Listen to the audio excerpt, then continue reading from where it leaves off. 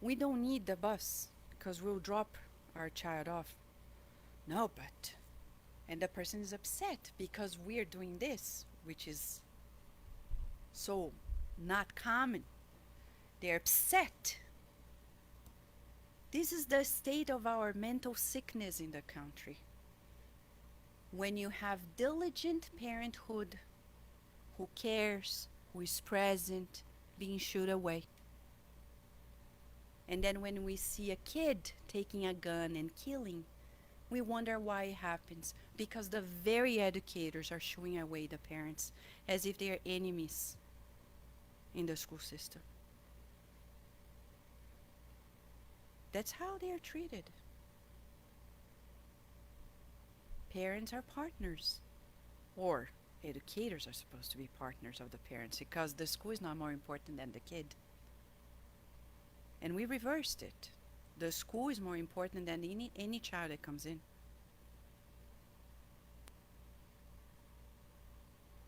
No wonder our youth is sick. Our society is sick. And if we are living happily in this society, we're sick.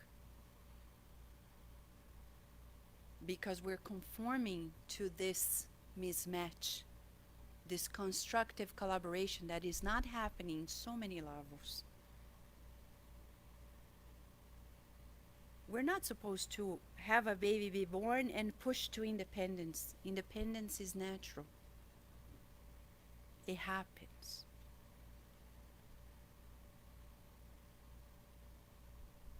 But when you force, it becomes unnatural. People get sick. The individual, the family, society. Only when we do our share, we can face challenges and really be effective in our help and put the deprivation of the soul behind us. It's not only the physical body. It's easy to give food to people. The hardest part is to give love and to express love. And why not? I've seen in different schools, majority of parents drop their kid off. They barely look at their children in the eye when they drop off, when it's not the bus. And they say, bye, bye, bye, have a good day. Even saying quickly, bye, bye, bye, have a good day. And you have the fast lane, the slow lane. And it's beautiful to be in the fast lane because you're effective. Effective is saying bye very fast. And the kid, psh, out. And there is this educator that actually said, if you decide not for the bus and you're here and the weather is inclement, even though you're here, your child's gonna be marked tardy. Where if she's in the bus, she won't.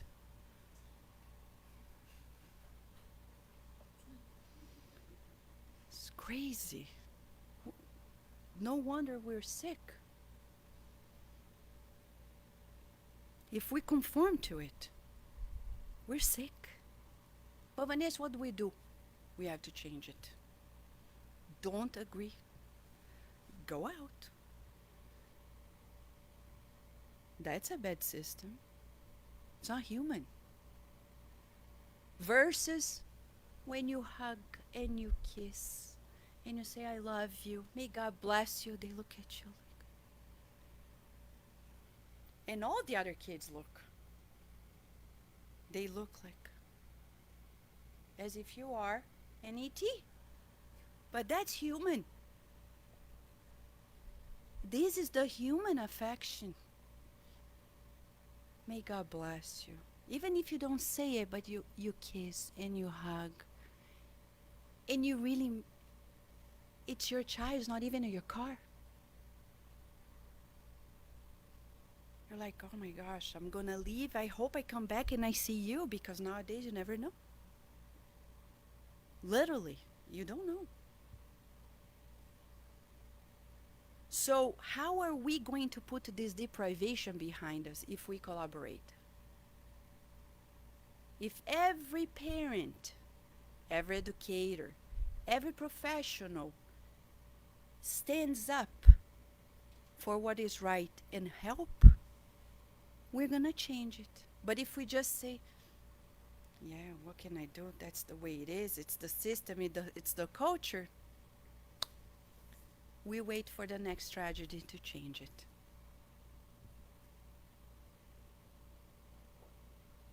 That's how we change it. By not agreeing with, by not abiding to it, by doing something different. It's hard to be the whistleblower. It's hard to be the one that is going against. But how we're going to change? Somebody has to do it. Why the neighbor, not us?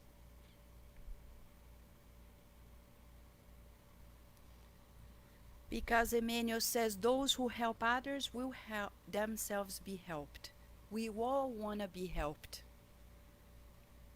That's why at the Spirit Sort of Virginia, nowadays, and I say this because I know there are people over the internet who belong to other centers. We always had rules and regulations, but now we have different rules and regulations, more specific for all volunteers and practitioners.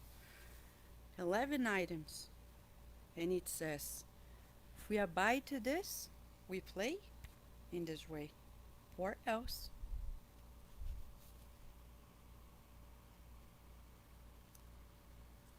How am I going to receive help one day if I don't give help? If I'm not consistent with my commitment? I remember when I arrived in Baltimore, Maryland in 1998, there was no Spiritist Center. I was shocked. Never thought about it. I was like, oh my gosh, I forgot to check on this. I accepted the professional invitation for a year without checking on this. Oh my gosh. I thought just bringing it home would suffice. Oh my. It felt like I was in the desert. Well, there is nothing else to do. If we don't open a group, we don't have a group. Some people are like, but there's no group, but it's because you have to do it. You. Why? I don't know. Only God knows the answer. And then we came to Virginia. No group. We have to do what we have to do. And as Paloma said, it's a huge teamwork in two realms. If one day we need passes, I trust, as the president of the center, the people who give passes in the center. Because there are people who are presidents of other centers. When they need passes, they go to another center. Not us. We, sure, I know. In our center, we believe that if we need help, we know that the people who are here are reliable. That I trust them. We trust each other. With our whole hearts. Because we need each other's help.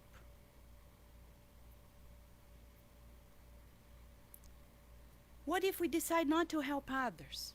To wrap up, I think the best true account that can exemplify the power of togetherness, of how we are interconnected and how to uproot our selfishness, is the story of Celia in the book 50 Years Later.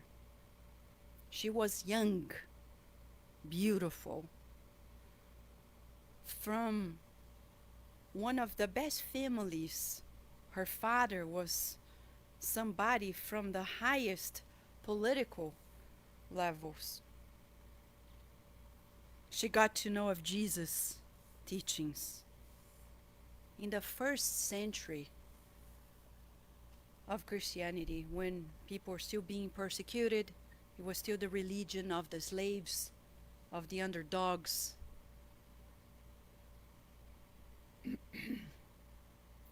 And then her mother is being accused of having a child that she couldn't believe it was her mother. Read the book. I'll just tease with a few elements.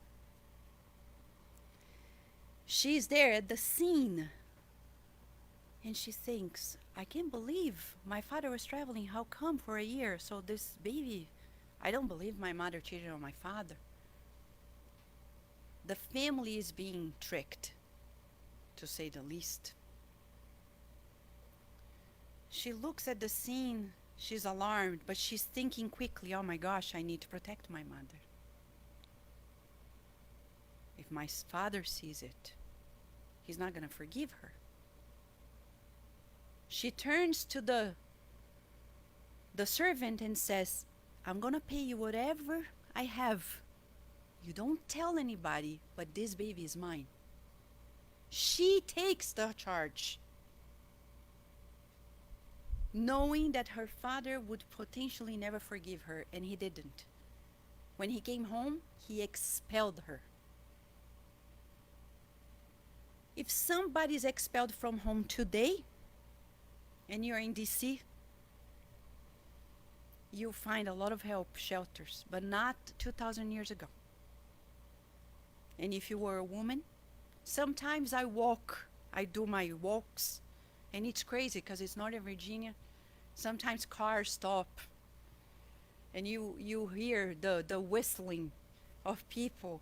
It's crazy. I'm like, where are we? Is it a zoo? But imagine 2,000 years ago.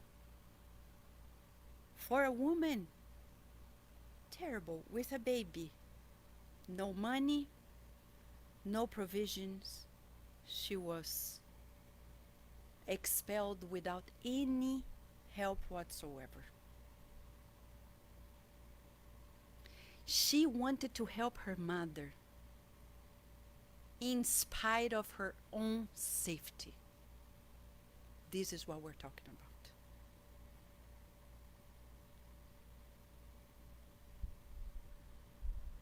At some point later,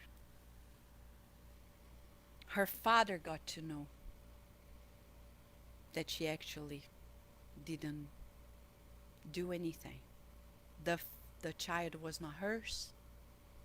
She actually took the charge on her own to protect her mother. Elvídio Lucius started living the misery of his life, dreaming of finding his daughter once again.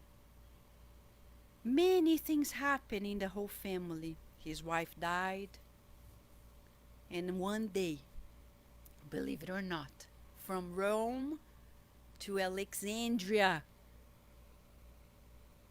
which was not even in the very continent, he crosses over because he heard of Brother Marino, who had something very peculiar about him. He ends up, without noticing, in the very shack where his daughter Celia is, but he doesn't know that it's her. By helping her mother, without noticing, she not only helped many people, but her father too. He converted himself to Christianity. He changed his life. He died in the arms of his daughter without knowing that it was his daughter. So Emmanuel is right. When we help others, we end up help ourselves, our own family.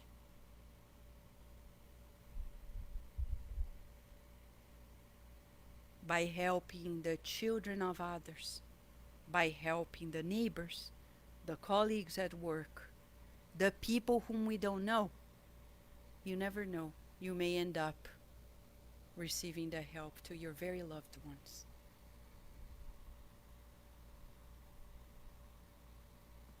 It's the way that God makes life. For us, it's an invitation to be better team players. And we're saying this in a non judgmental way because we still have the master as our model, and he's up here, perfect model of team player. We're not there yet. What can we do to achieve it and to fulfill God's laws? Like Celia, being altruistic is literally to forget about our needs and put others' needs in front of ours. We're afraid of doing it, but there's no other choice if we want to progress. To continue the story, we invite everybody to join us in the courses of this very book.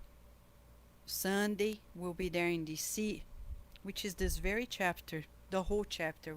We just showed a little excerpt or two, but this Sunday, we'll cover the very chapter in DC at 11 a.m. and starting September 14th here.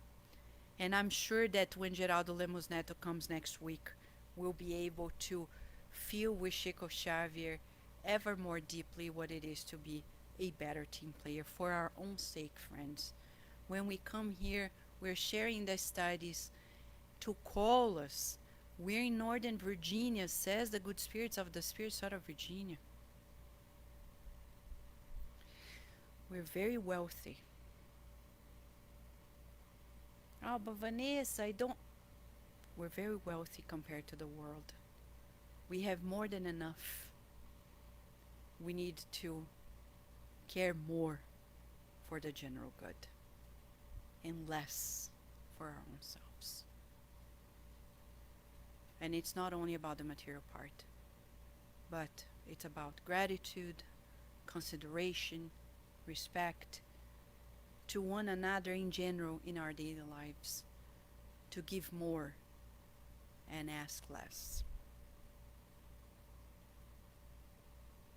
We're now going to wrap up, be inspired by the very Celia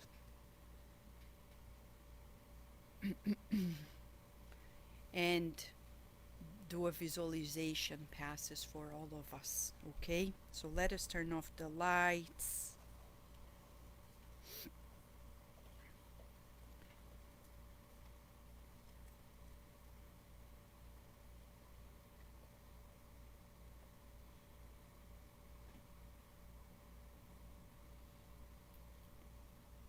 Join forces, friends, to vibrate higher. Let us breathe in and out and visualize the very Master Jesus with us. He needs us. We need Him. Let us team up with our Master.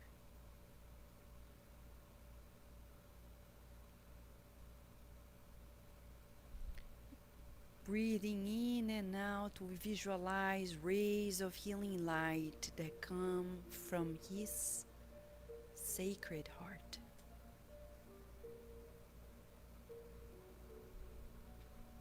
Showering us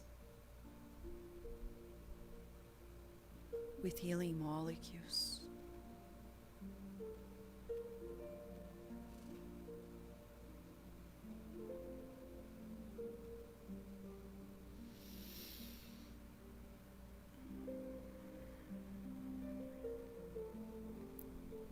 Let us just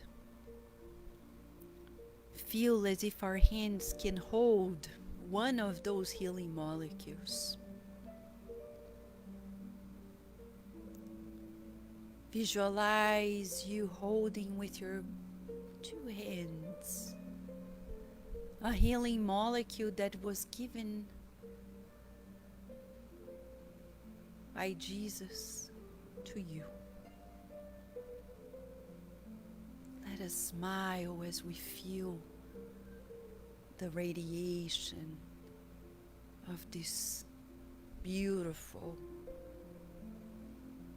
It's like a little sun in our hands.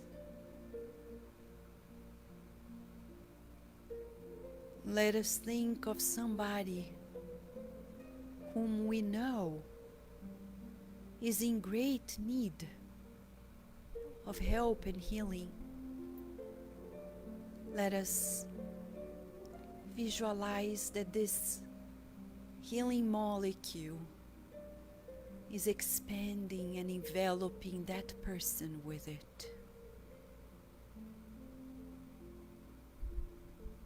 As we breathe in and out, the rays of that healing molecule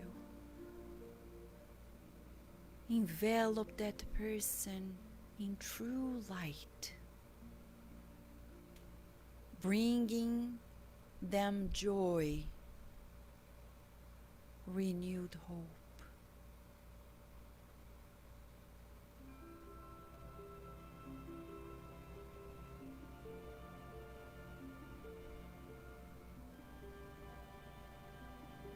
And we visualize that our loving and kind Master is inviting us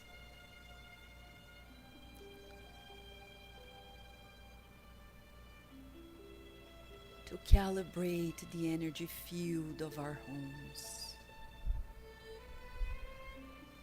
Let us visualize Jesus seated at our dining table.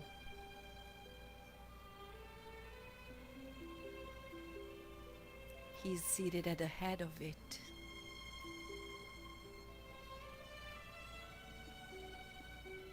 He's sharing the bread to nourish our souls for immortality.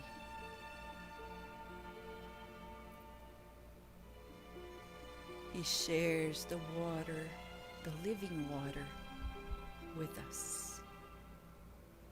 Let us drink it, visualizing the family, loved ones with us, in a feast of togetherness with our Governor.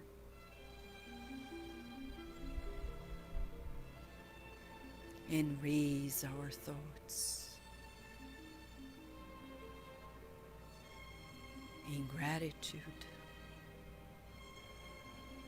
O sweet Governor of our lives, you have the time to visit each one of us. Thank you for your kindness, for your constant invitation to be with you, to join you. Forgive us.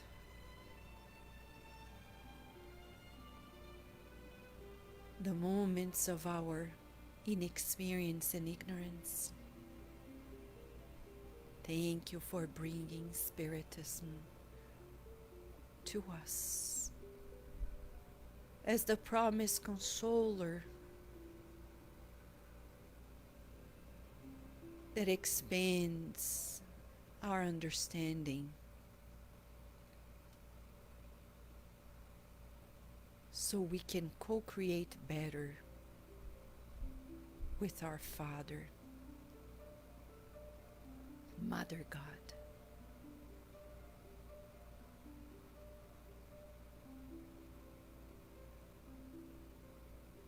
Tonight, together with you, we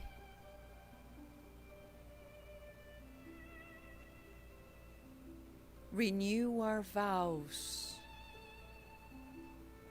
the ones we signed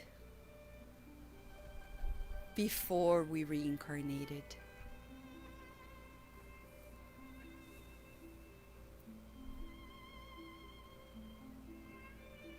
May we be more selfless today than yesterday, and tomorrow than today.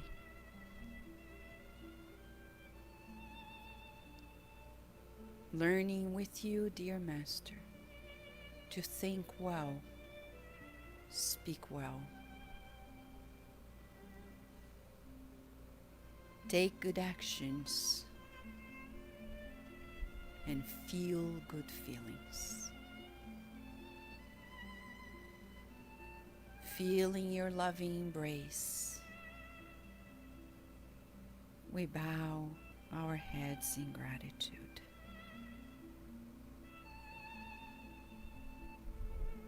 For your special visit tonight.